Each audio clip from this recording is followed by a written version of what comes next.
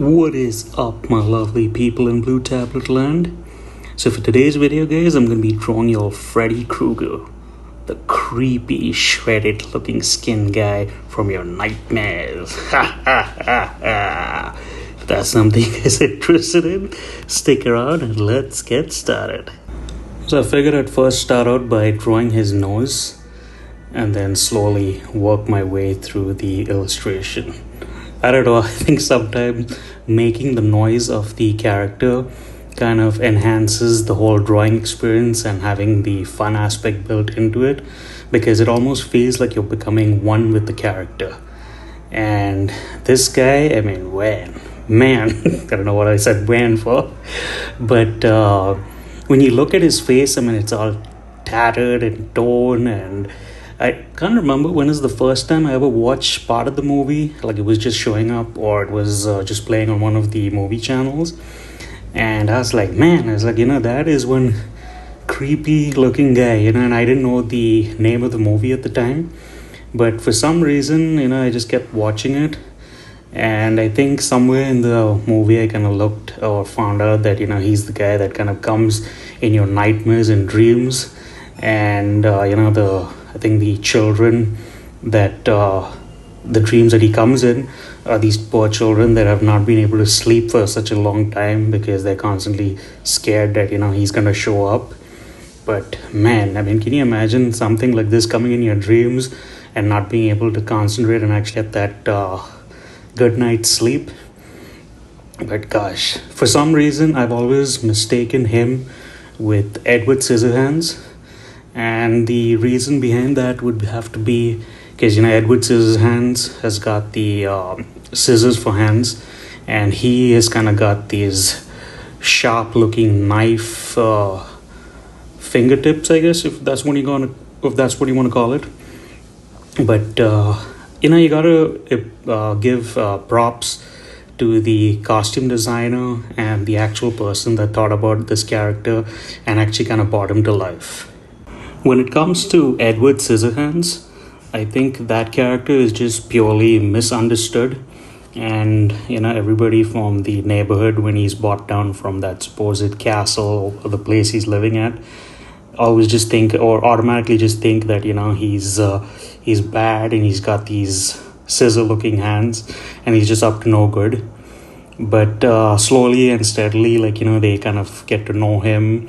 And then he kind of goes around the neighborhood, kind of cutting people's trees and kind of shaping them into these cool-looking designs on, the trees, that have, I don't remember what is the designs, maybe some sort of artwork when it comes to the whole greenery.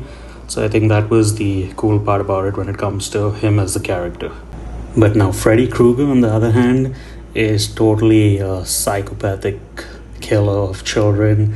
And for some reason I just cannot get past how messed up his face is, and with all that shredded looks and all that tattered and torn skin. But what I do like is how the makeup artist kind of put it all together, because I remember there was this one show that my wife used to watch. I think it was called, trying to remember the name, but anyway, I can't get the name at the moment. But basically there were contestants that used to compete on this show, and they were in charge of designing these different cool looking characters, and then they had these models that would show up on the show to be dressed up in the character as the character what they were creating. So it was all this fun prosthetics and making these really cool looking creatures that had these yellow eyes, and some had gills and then some had fins.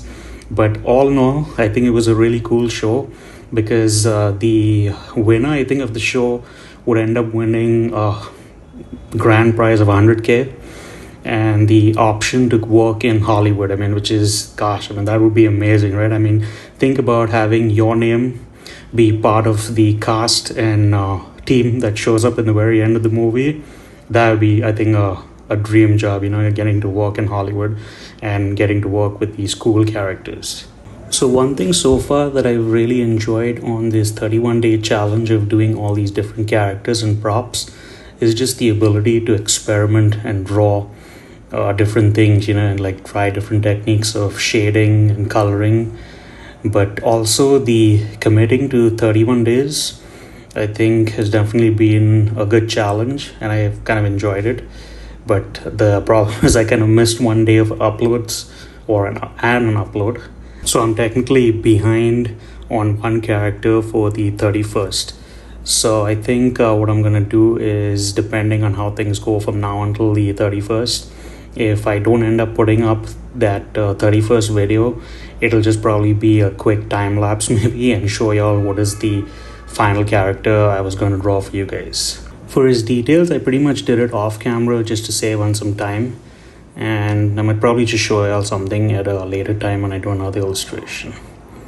Now for his color, I pretty much just chose red, and God, I hate when that damn thing happens where the red just kind of goes all over the place for a line not joined in. So I kind of had to touch up that so that way it wouldn't be a mess for the rest of the illustration. But anyway, I chose, as I said, chose red. And then the green that I was going to choose for him is some sort of, what do you call it?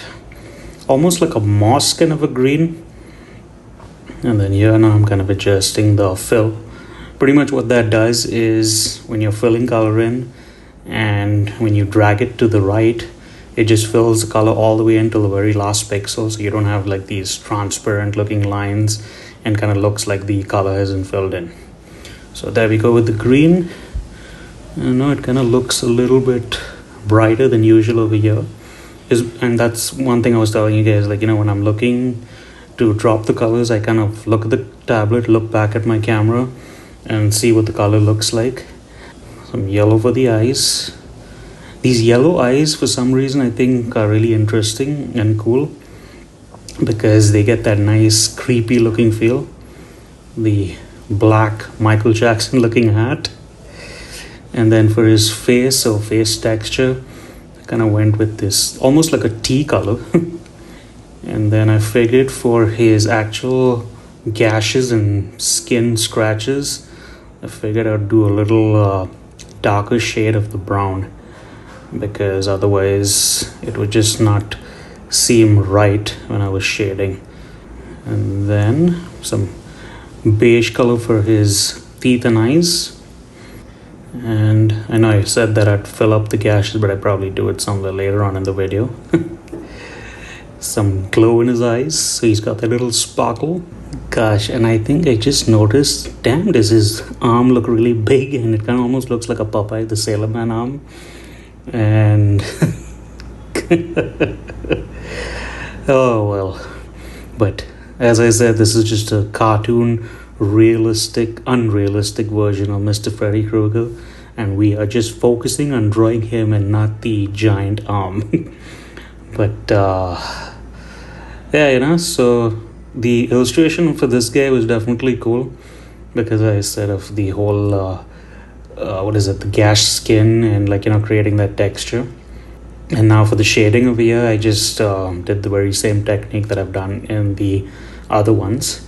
And if there's any new people that are watching, pretty much what I do is I just select the line art layer, or the line color, which almost looks like a black. And then what I do is I make a new layer on the top of the color layer, and then just turn down the opacity to about 30% and start the shading. So what ends up happening with that is you can actually see the bottom color, and you can get an automatic shading going on and happening because of doing this process. And you can actually change the opacity to about 40 and maybe even 50. And it's kind of one way to do shading and kind of speed up the process. So the part that actually speeds up the process is if you decide you want to change up the color, you have the option of doing that, and you don't have to manually go and delete the shading layer and start from scratch, which if you're doing an illustration like this would take a whole lot of time. So this is a technique that I'd learned from another artist, which I'd never used up until recently now. But ever since I learned about it, it's been something that I've been using for the most part of my illustrations. Usually what I'll do is, when I'm not recording for YouTube or make a video for the channel, I'll be obviously browsing YouTube or Pinterest and look at some sort of a new drawing technique that I've learned, and I kind of practice it off camera and try to get good at it before I teach my followers and the people watching along that drawing is all about teaching yourself new things and adding to the skills you already have. And for the new people that are out there that have just started drawing or are just continuing or trying to get better, I mean, just keep practicing at it and eventually you will improve. Like for me, I took a long break in my art up until 2018 when I restarted it back up. But when you take a break for that long, eventually you will forget things. And for me, when I was drawing back then or started it felt like I was never going to get better. But I definitely feel that that practicing on a daily basis does really help, and you will get better eventually over time. Alrighty people, let's go ahead and wrap this video up. I'd like to say a special thanks to all my followers and the new people that may have joined on, and I will see you guys in the next video. Take care of yourselves. Bye for now.